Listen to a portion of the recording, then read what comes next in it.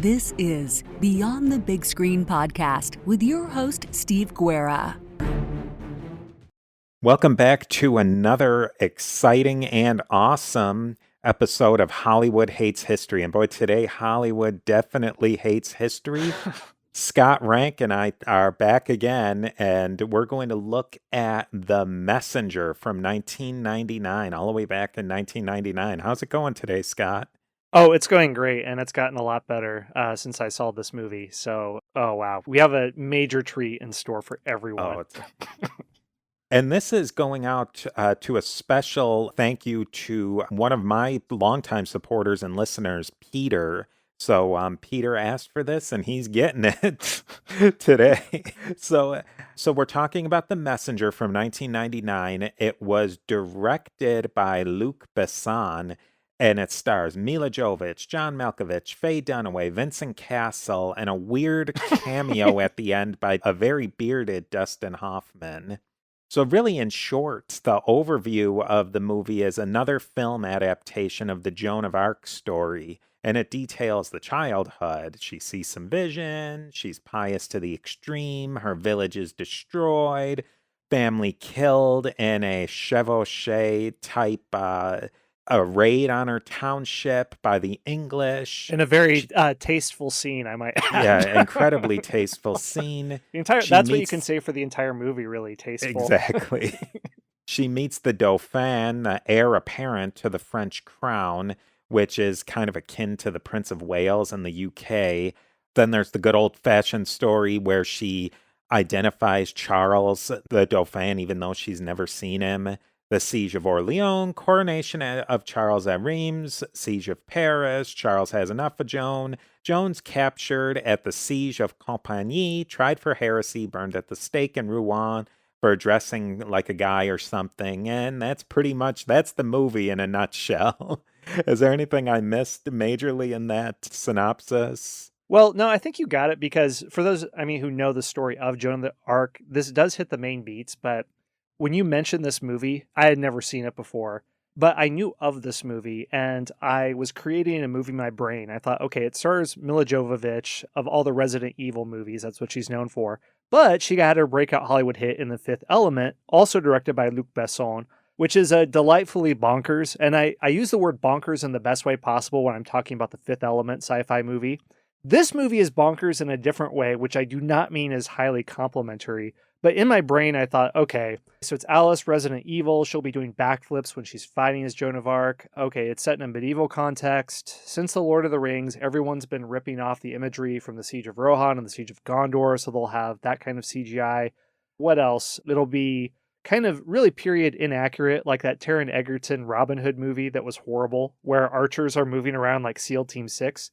But this movie wasn't as bad in the ways I imagined, but probably only for the reason that this movie came out before all those other movies, like Lord of the Rings or Resident Evil. So this movie was bonkers, but not as bonkers as I thought it would have been. That's what I would say from the outset. And I'd probably have to add here that horses way left the barn on this one, but we're probably going to give spoilers. Yeah, and also, should I mention flaming arrows? Or I guess that goes without saying in every movie we've seen, but we'll save that for later, I guess. Oh yeah, save the best for later. We don't want to eat our cake right now before we've completely dived into the main course. So really, the background of the movie is the 100 Years' War, and this Joan of Arc is involved in the final phase of the war, and she comes in the real 1,000-foot view of the 100 Years' War is that it's a fight out between the Angevin kings of England or Plantagenet, if you prefer, kings of England against the Valois kings of France, and each of them have their claims for the crown of France, and they basically duke it out for 120-ish odd years for who's going to be the king of France. And over the times, the English, they do very well throughout this entire war. And they're pretty much in this time period of Joan of Arc. It looks like they're going to win. They have a lot of allies amongst the local French duchies, the Burgundians, the Aquitanians. They're doing very well. And some of the key battles. There's Crécy, Poitiers, where the English just destroy the French, just completely destroy. There's a little bit of a break in the 1300s for the Black Death, and then we go on to the next. So there's a couple of different phases of it. Later in 1415, so only a very few years before the time that this movie sent, is the Battle of Agincourt, where the English archers just absolutely destroy the French aristocracy. I can't remember the numbers exactly, but it's like major dukes of this and that. They're all killed in this unbelievable battle. And believe it or not, I think Joan would have been born at this time, if her dating accuracy is correct. She would have been alive and, like a toddler during this battle. Yeah, this is it's by far the low point of for France in the 100 Years' War, perhaps in medieval French history. This is also the time of King Charles VI, who wasn't a great king for many reasons, partly because he thought he was made of glass, which doesn't help. His wife, Isabeau of Bavaria, essentially set things up so that the English would, after the Dauphin, would get the throne of France. So the court of France rules things, but things are very decentralized. Different dukes are vying for control, and the English exploit this really well. So I thought maybe a good thing we could do is I made up a little timeline of Joan's life, and I thought maybe we could hit a couple of key points and then tie in the film and just see where this film runs amok. Yes, it does. She's born in 1412, and the movie doesn't say anything about her birth. It pretty much jumps right into her having these visions when she looks like she's maybe about 7. I don't know if they actually said it or not, but she's young. She's not quite a teenager yet. Maybe she is a teenager. It was hard to tell, but she has her first vision in real life when she's 13 years old.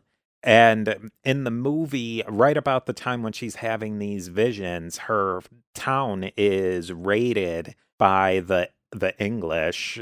In real life, it's raided by the Burgundians. And these raids, were you familiar about these raids? They were a pretty brutal affair during the 100 Years' War. I didn't know much about it until I had read a book about the 100 Years' War. They're called them chevauchés, where the English would just go through on a rampage and burn and sack towns, and then the French would pretty much come back and burn and sack through these same towns that the English had just gone through. Not as much, but from what I gathered looking at Joan's life and seeing the context of, the war-torn nature of the French countryside, it sounds similar to like a Kentucky or a Missouri during the Civil War, where you have different, essentially guerrilla groups, and the dukedoms, the Burgundians and others aren't quite that, but the Burgundians, which would be nominally allied with the crown of France, don't seem to be in practice, and then sometimes are even closer to the English crown, wherever they can gain the most advantage. So for villagers that are sandwiched in between, like Joan was, it was a very dangerous environment to be in, to be sure.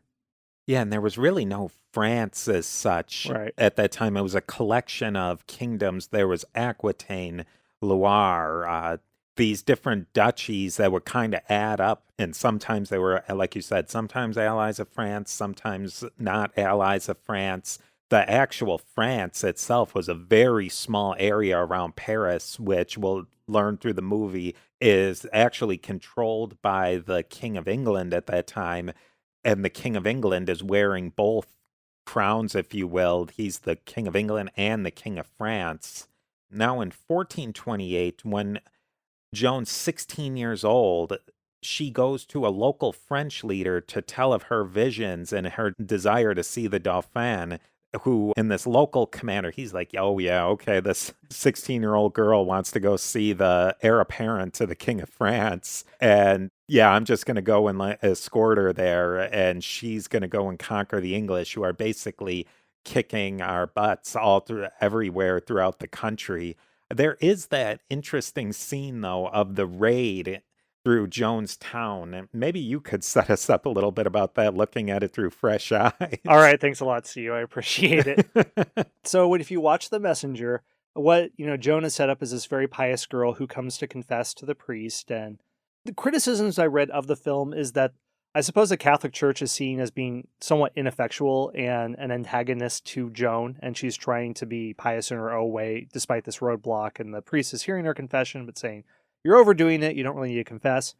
Goes home, and then there's a raid by the English. The English attack. Joan hides, but her sister is raped and murdered, not in that order. So Yeah. again, very tasteful movie, listeners. But setting up, I guess, just a lot of really trying to play on your heartstrings there. So then Joan has a vision as a young girl, but it's not really of any saint in particular. She sees a child, and then it's images of the cloud and the sky. She sees a strange image of Christ, whereas the original Joan, she saw images of saints, Catherine of Alexandria, Margaret of Antioch, Michael the Archangel, and different histories make the point that she may have gotten the idea, and others may have told her that, well, Michael is the patron saint of the French royal army, so the means by which you're going to accomplish your command to help restore the British crown isn't lost to her. It's going to have to be done by military means. So that's one way she's pushed forward, but not explained very clearly in the movie. It's just sort of she gets some trippy psychedelic close up. You mentioned just lots of zooms and zoom ins to people's faces, and the trippiest and bonkers it gets in this movie is her visions, I would say. Yeah, they go visions, the murder rape, and then she winds up somehow in the court of Charles the Seventh. Like they pretty much skip any like transition from those. And I mean, we'll get into this later, but I think that that's probably one of the really key missteps in this movie, is there's absolutely no transitions. It's just like, and maybe that's what he was going for, to make it really choppy. I don't know why you would want to make a movie super choppy, but it's like she's got her visions. Boom. Next thing you know, she's in the court of Charles the Second, or Charles the Seventh rather, who, like we were saying, he's pretty much completely surrounded in a town called Chinon, which is kind of near Paris, in that Paris-ish region, and that's all he's got is this little section of land that's completely surrounded by his enemies. And at that same time, the city of Orleans is being besieged by the English. And this is where Joan's like big number comes in. But before we even go there, there's probably the most famous scene in Joan's life. What the movie skipped is that the local duke or something in her town, after she's basically pestered him to go see Charles VII, he lets her and has her escorted to Chinon. They want to see if everything that Joan has been saying is correct. And they have a fill-in for Charles, and Charles is off hiding someplace, and she can recognize that the person she's speaking to is not Charles, and goes and finds the real Charles. And the movie shows that kind of well, very frenetically. I mean, Joan's got to go running around and screaming at people and everything. But so that was like I would say that I'd give that scene, that's fairly accurate. Then I think this is probably the best scene in the whole movie. If this whole movie was the Siege of Orleans, I would say that it was a really good movie. Maybe not historically accurate, but a good movie. Let's go to the Siege of Orleans. So basically, the English have Orleans surrounded, and that's in real life and in the movie. But it's not the greatest siege. There's a lot of holes because the English, as much as they're riding on top, they don't have a lot of troops and a lot of resources to really throw at anything. I mean, you compare, I had read someplace that England had about maybe their economy was only about maybe 50% of France's, the whole English economy, and like their tax base and their ability to grow crops, etc. But the King of England was the king of all of England and controlled Wales and Ireland, I think Ireland at this time. And he was able to just use his resources more efficiently than the French. And that was kind of the English's advantage in this conflict, is that even though they didn't have as much to throw at anything, they were a lot more efficient and their strategy was a lot better than the French. The French had a lot to throw at things, but they just didn't do it very well. So at the Siege of Orleans, they're going to throw a lot at the English to try and break this siege. And where to begin in this siege? Where to begin? Yeah, so... And now, a brief word from our sponsors. So it's sort of like the night before battle. They're denigrating her. Okay, the king is letting you join the military effort, but you're a woman, so we're not going to listen to you. And they start the battle without her. Well, yeah, go ahead and I guess you can start off the explanation in the movie, because then I agree, it's pretty good. Now, it does begin to diverge from the main narrative, and then not as wildly as it does in the second and third acts. But yeah, why don't you take it away? I mean, the best part, I think, I think very much in the beginning, they want to send a message to the English. Joan says she actually wants to speak to, I think the leader of the English was Talbot or Tolbert, and I think that was fairly accurate. But so her message that she wants to send, now, mind you, Joan is illiterate, so she's dictating these messages. And in the Middle Ages, I mean, I'm no medievalist, I'm no scholar, but the best way I can think of to sending a message is like Joan did. You tie it around an arrow, light the arrow on fire, and then shoot it at the enemy camp. I mean, that's how I would do it. The postal system in the past is flaming arrows. I mean, flaming arrows really make up a lot of the ancient and medieval world. That's what movies have taught me. I can't imagine that there'd be any problems with shooting a flaming arrow through the air with a piece of parchment or paper tied to it. I agree. It makes perfect sense to me. Yeah. And then the English, they get the letter. They have a good old laugh about it. But so that's the other thing. I'll give them credit for this. They had a lot of people, French actors, and they very much mixed up calling her Joan and Jean throughout the whole movie, which was nice. So Joan convinces them to attack, and they just do an all-out attack. And that first attack, some of these weapons they use, and I think some of them were kind of accurate that the English were using to defend against this attack, because I think that it was very confusing. It looks like they're attacking the city, but they were actually attacking defensive work outside of the city that the English had that the English controlled, but the English hadn't yet taken the city yet, it was kind of confusing. Like, the English are defending a castle, but they don't control the city. They just control this castle outside of the city. Yeah, it's this fortress. I think it's St. Loup or something like that, right? I think that this was a fun medieval siege scene in a movie where they're climbing up ladders, setting things on fire, and all sorts of fun things. What was maybe one of your most fun moments from the siege? Well, in the movie, of course, it's when the French are running away and she takes her horse and she jumps over the wooden spikes. I mean, that's how you do things. And then she pulls out her sword and starts hacking away at people. Now, again, like I said, before I saw this movie, I expected if this were made in 2015, she would be full Black Widow doing backflips. And when she thrusts her sword, she would stab 4 people at once, all in the throat, lined up. So this movie isn't as bonkers as the one that was in my head before I saw it. Now, I should mention here, this actually gets into a very big issue about the role of women in combat and what did it look like throughout history. There's legends like Boadicea or the Amazons or things like that. I mean, Boadicea is not a legend, but there's, of course, embellishment. Joan never used a sword. The most she used it was basically to hit prostitutes away in camps. She would mostly hold the standard and the flag to inspire troops. So that's what she did. Now, she did it, of course, very well, and she would lead charges. And there was one account at Joan's rehabilitation trial posthumously. Spoiler, Joan dies. It's also 600 years after the fact, so no surprise there. But somebody said that, I swear that the English, 200 of whom had previously been sufficient to rout 800 or 1,000 of the Royal Army, the Royal French Army, from that moment became so powerless that 400 or 500 soldiers and men-at-arms could fight against what seemed to be the whole force of England. So she was really an inspirational force who would lead a charge and give courage to soldiers that had other times been so demoralized by years and years and even decades of defeat that it allowed them to get over the psychological hump and realize they were able to defeat English, who were, like you said, part of a very overextended supply line. And they were at an outpost. They couldn't really send reinforcements.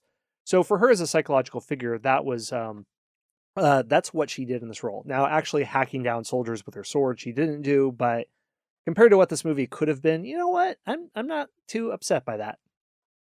Yeah, I think that you're onto something, that this movie was the precursor to all of these other movies. It kind of set the stage, like with the Braveheart, with these bizarre weapons that Braveheart used, and they did a lot of that in this movie. Like they had this device that they had put in front of the English put in front of their gate to prevent the French, and he called it the porcupine, and they basically stuffed a whole bunch of arrows into this, I mean, for a lack of a better word, medieval device, about 100 arrows into this device, and then he presses a lever and all of the arrows shoot out of it, and everybody's, watch out for the porcupine. Yeah, that And then they load it again and they shoot it. There's no porcupine. No porcupine ever existed in all of medieval warfare or any warfare before or after. And I thought of Braveheart watching this. That, oh yeah, that like Braveheart was the big movie when this one was released. That when people thought of medieval-esque combat, that is what was in people's minds, because Braveheart was what, 94, 95, won all these Academy Awards. So that's the movie that you're going to rip off, much in the way that when Kingdom of Heaven came out, it ripped off Lord of the Rings. So the Braveheart scene where they have these sharpened pikes that they raise to stab the cavalry as they come running, they're maybe trying to go for something like that, I guess. So that's what I thought of in the scene too.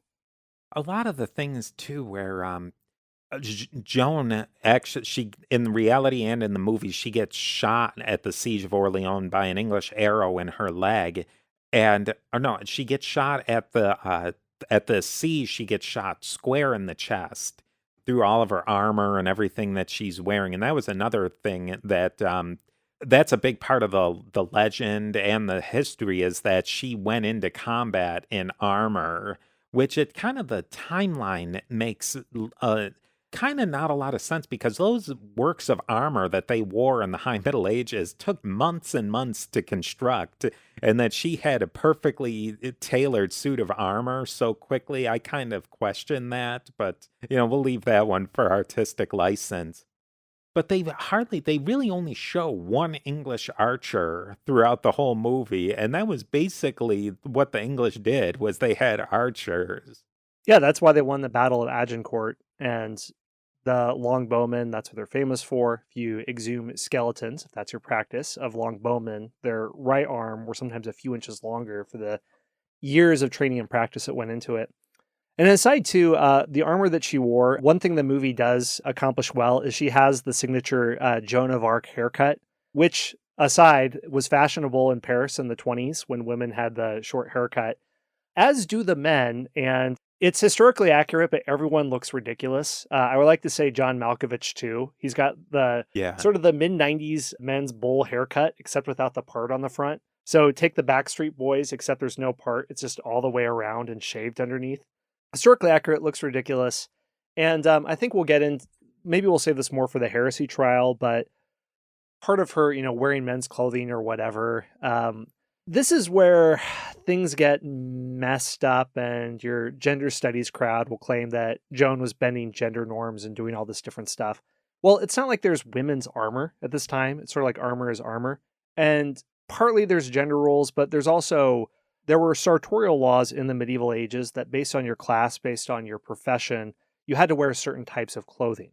I mean, this dies out by after you got out of the Middle Ages and into the Renaissance. It still stays in the Ottoman Empire well into the 19th century, but that's an element of it too. And had her trial been run correctly, they would have said, well, due to the conditions she was in, it was okay for her to wear the clothing that she did. And Thomas Aquinas has exceptions for what clothing can people wear if the circumstances merit it, which for Joan's case they would. But anyway, I don't want to get too far ahead of myself. So she's doing battle. Yeah, so she's in this battle. She gets injured. They pray. All these great characters. One of the side characters that I didn't know much about. He was portrayed by Vincent Cassel. He was in Eastern Promises, tons of great movies. He's one of my favorite actors. He played Gilles de Rais, who he has a really interesting story too. I was interested in Vincent Cassel, so I looked at the character he played, And Gilles de Rais was basically Joan's right-hand man throughout this entire whole part of her life.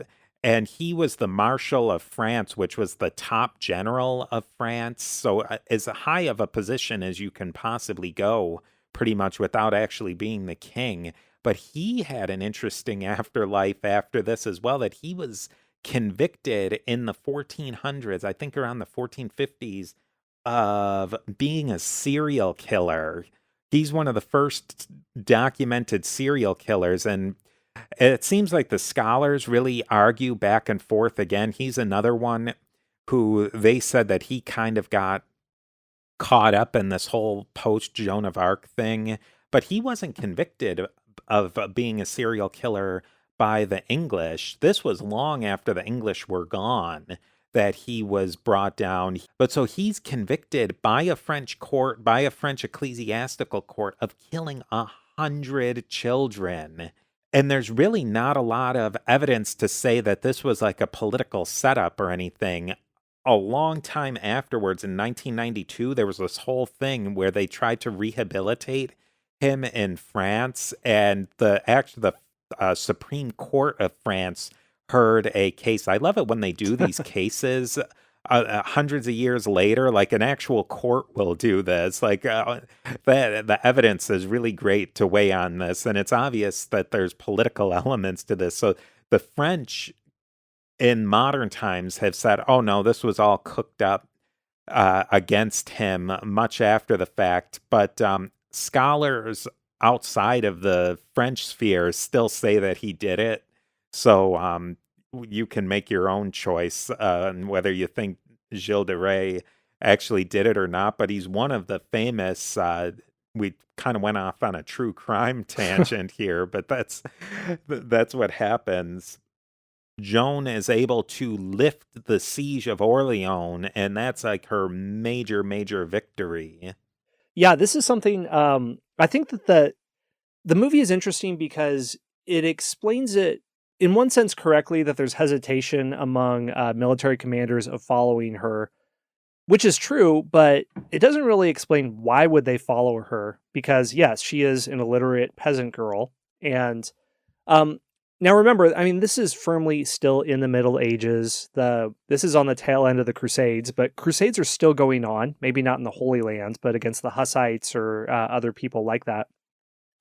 And for Crusades, the mythology of it, the belief that God could equip different people, that God could give different signs, where in the First Crusade, when they're going to Jerusalem during the siege of Antioch, they find a holy relic that's buried because somebody has a vision that they saw one.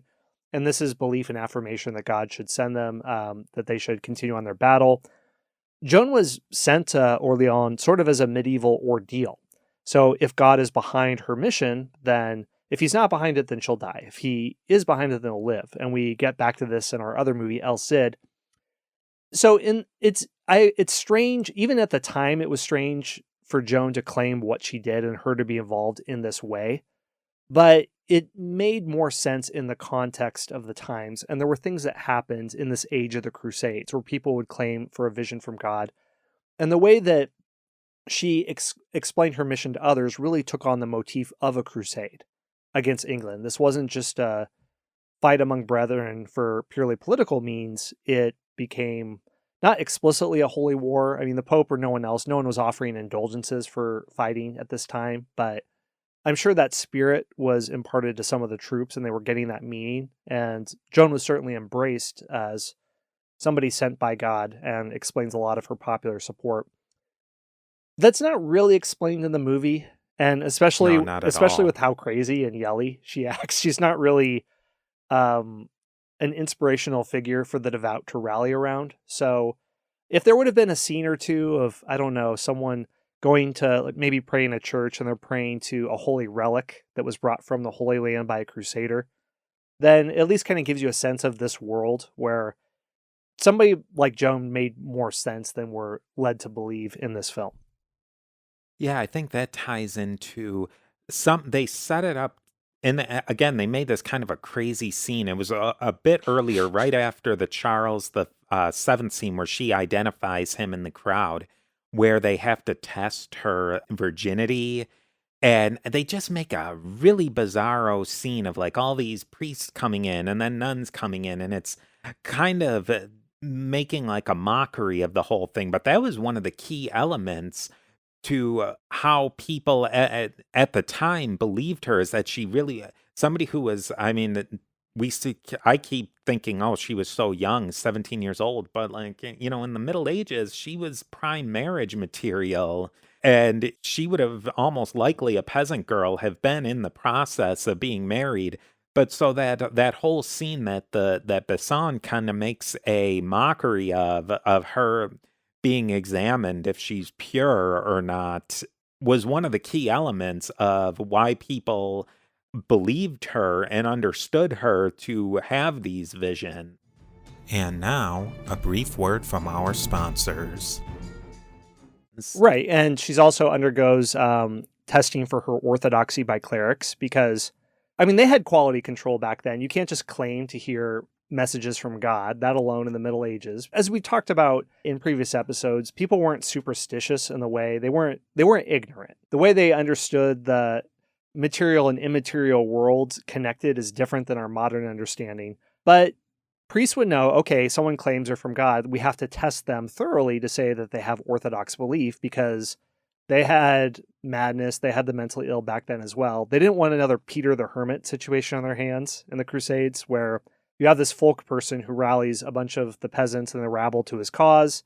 They basically go and raid and ransack a bunch of towns on the way to the Holy Land before the knights are ready, and they get themselves all enslaved and captured. So you have to have quality control before you're going to give your official stamp of support behind someone who's claiming to receive divine visions.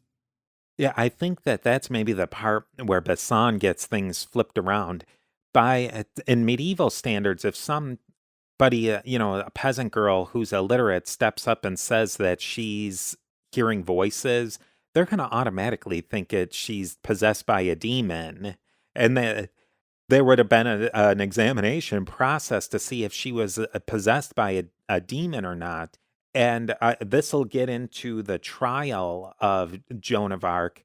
These are not what we would generally think of as heresy trial, like you might think of from later times, where somebody says, "You're a witch," and, "Oh yeah, she is a witch, she is a witch, all right," and then they toss her in the fire. A medieval heresy trial is about as exciting as a medical malpractice trial, if you've ever sat on a jury, where there's hours and hours of cross-examination and direct examination, expert witness testimony, judges hearing motions and motions to dismiss. And these are, and there's people who study these. They make entire careers of studying these completely dry documents of legal text. And that's how a heresy trial was done in the Middle Ages.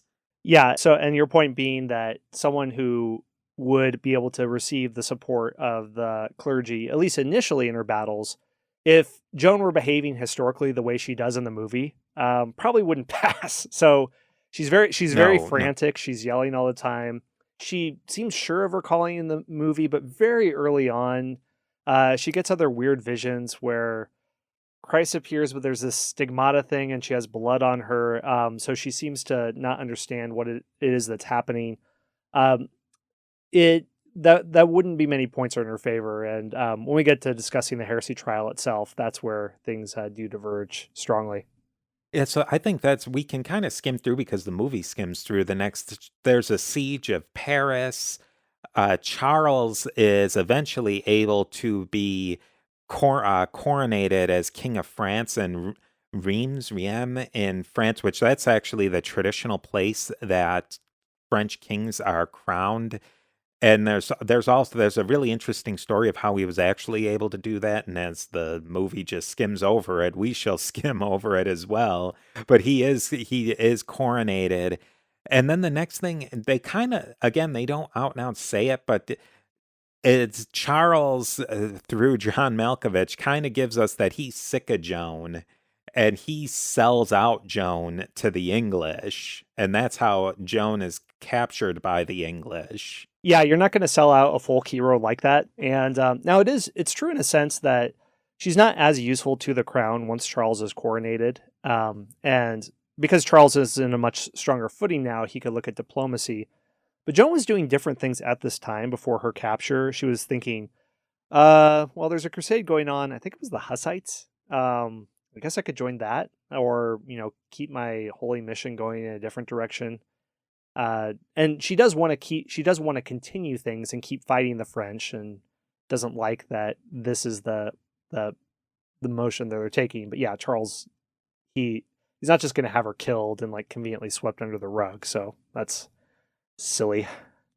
This is really the time, too. The English, as much as they had reached a high watermark not too long before this, there's a lot of problems that they have. Logistically speaking, they have problems. They're having problems with their allies, with the Burgundians, all of their alliances. So they're very quickly receding to the north.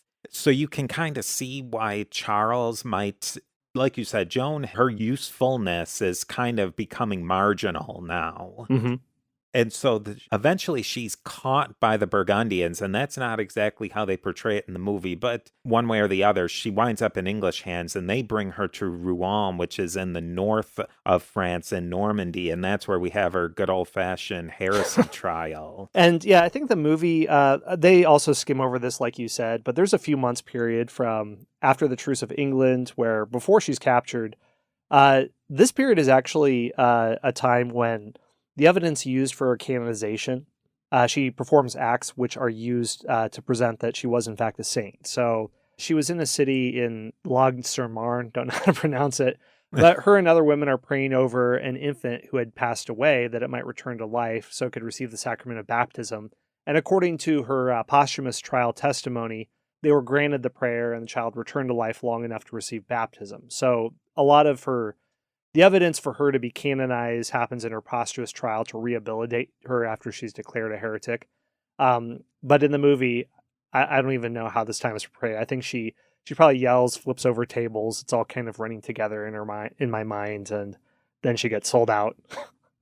This is the part where Besson really, he makes this full press to say that she's just a schizophrenic, Yes. and that's where that weird scene with Dustin Hoffman comes in. Yeah, so Dustin Hoffman, he's a character in the movie. He's not real. All the reviews and everything I read said that she's sort of a projection of Joan's conscience.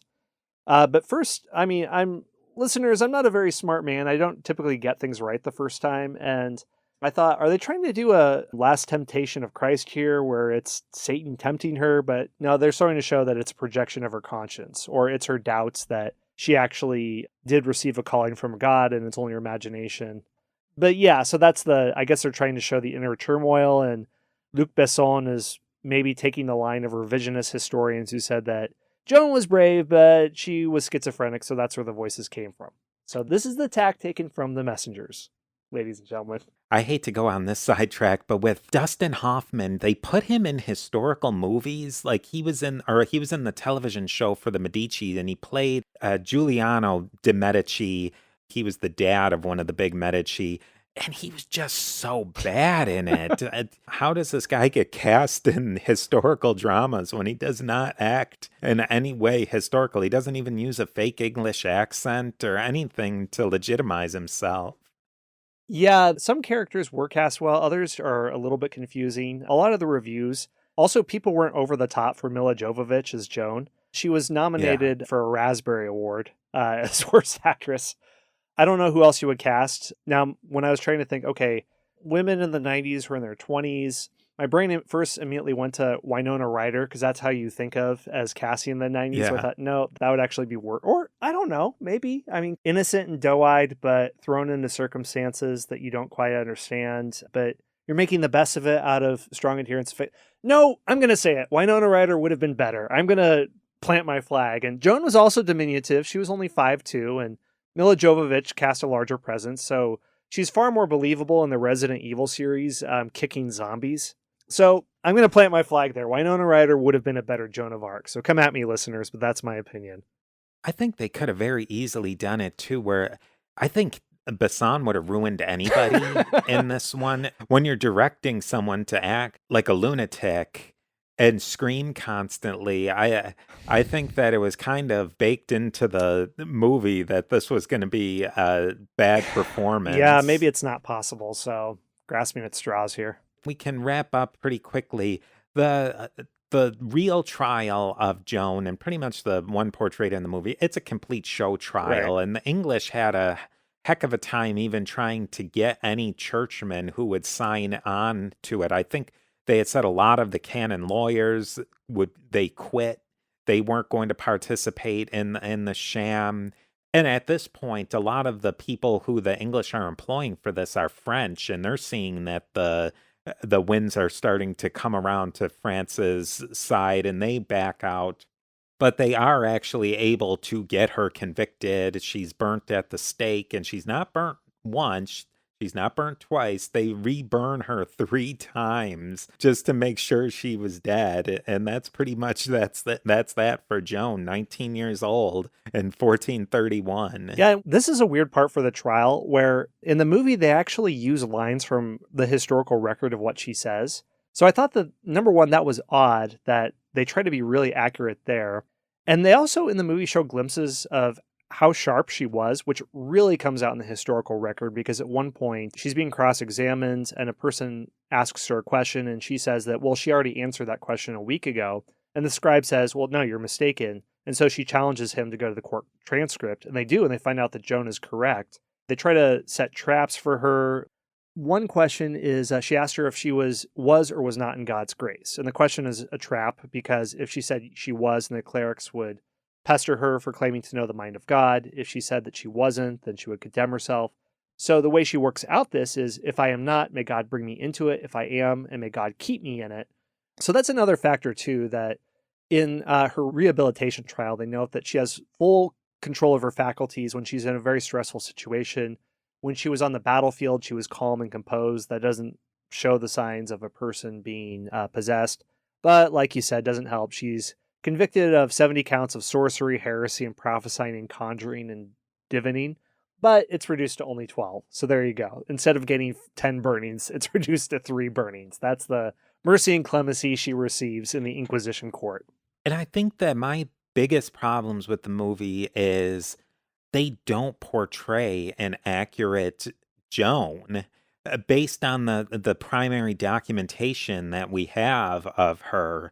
They don't portray her in that way. Somebody who's calm, collected, who obviously has some knowledge of canon law and of Orthodox Christian theology. She's not spouting, I'm not running down Hus or anybody like that, but when they're saying things, he's saying things, it actually is not what things like he was saying was against the teaching of the Catholic Church in the 1400s. The things that Joan was saying were not, so it's hard to say that she was a heretic, she was a lunatic, she was this, and this, because there's no evidence for that. What the movie, I suppose, is trying to say is that the institution of the church was corrupt, but her and her devoutness transcended that. So at the end scene of the movie, the bishop won't hear her confession, even though she wants it before she's burned at the stake, because she won't recant the charges against her. And so her conscious, Dustin Hoffman again, receives her confession. So it's sort of like her acceptance of herself is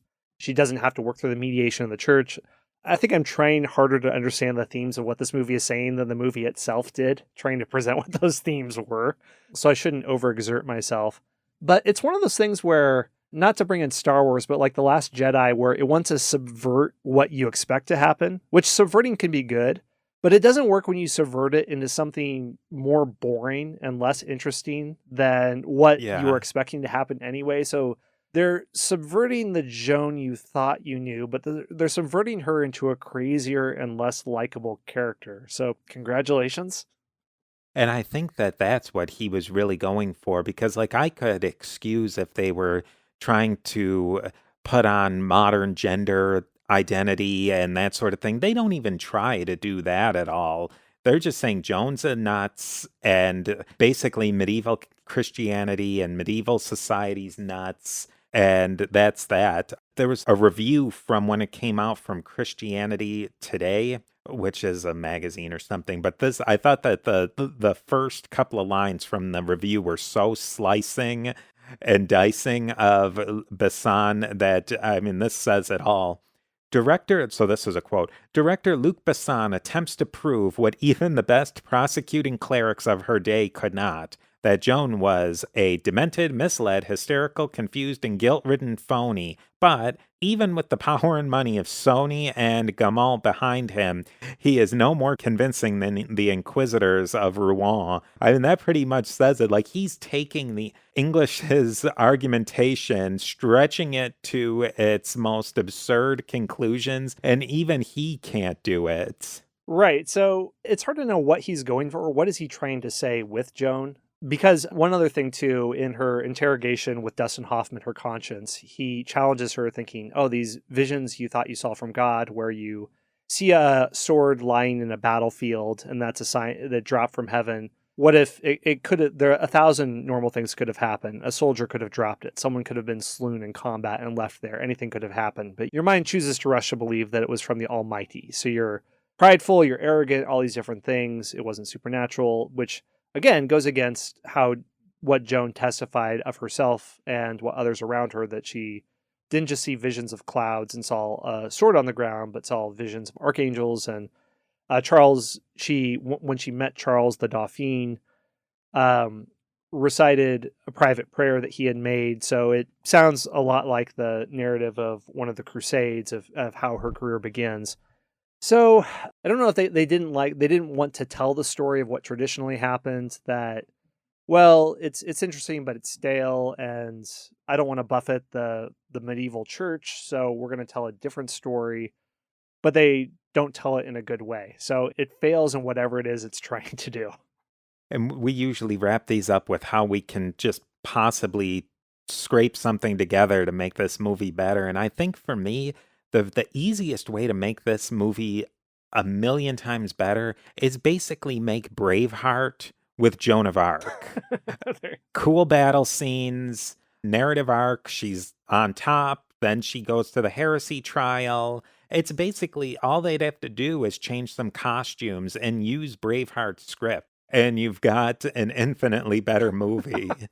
So, Steve, a place where history nerds like you and I run into problems when we talk about movies, I think, as we say, well, they need to do XYZ to make it historically accurate. And we've already pointed out a lot of the inaccuracies, but Hollywood movies don't work that way. And sometimes you just have to accept that, okay, it is what it is.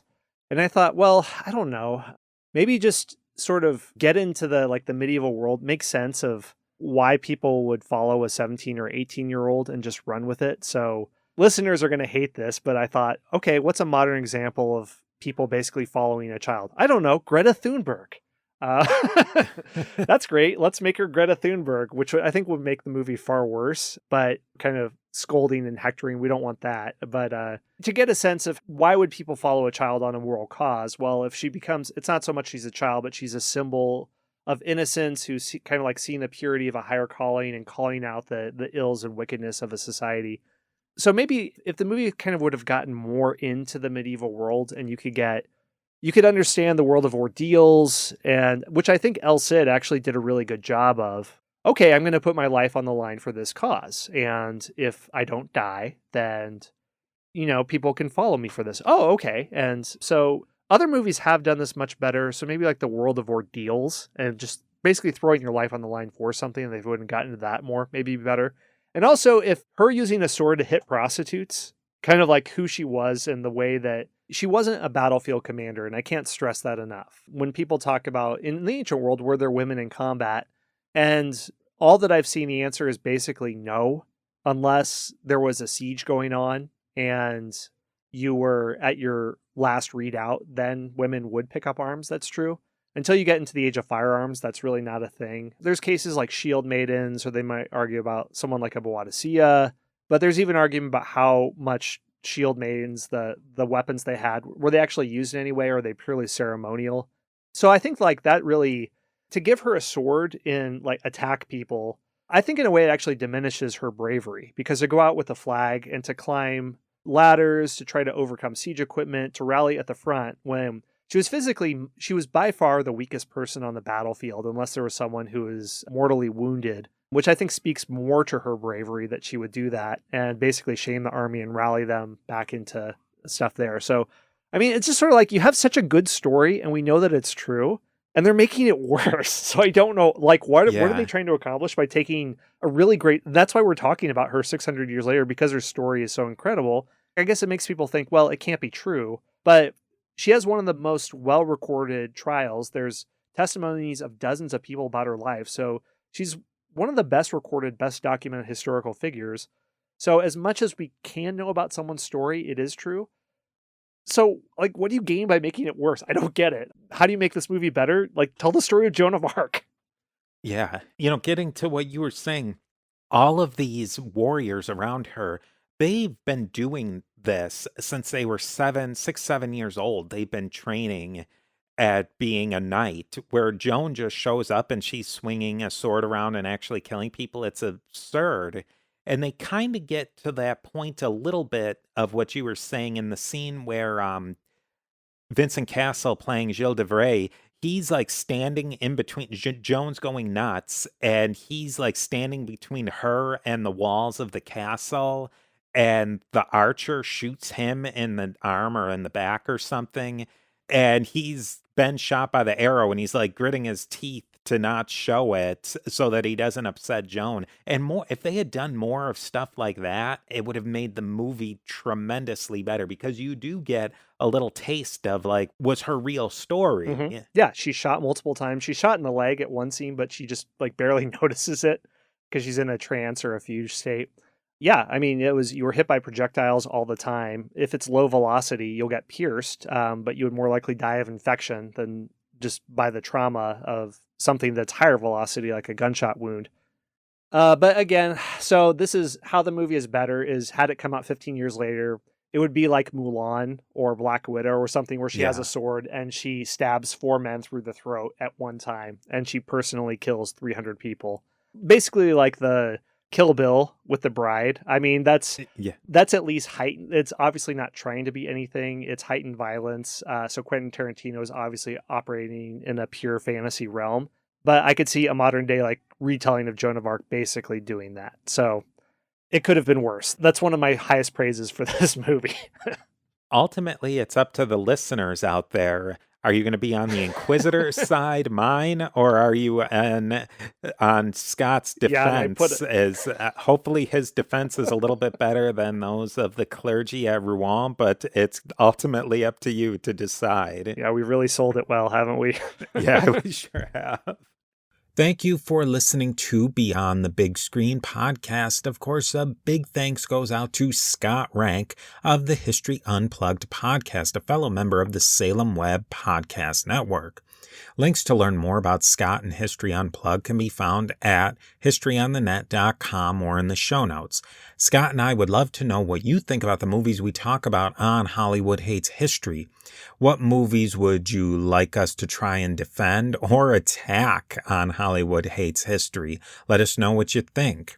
Now, a great way to support Beyond the Big Screen is to leave a rating and review on Apple Podcasts. These reviews really help me know what you think about the show and help other people learn about Beyond the Big Screen.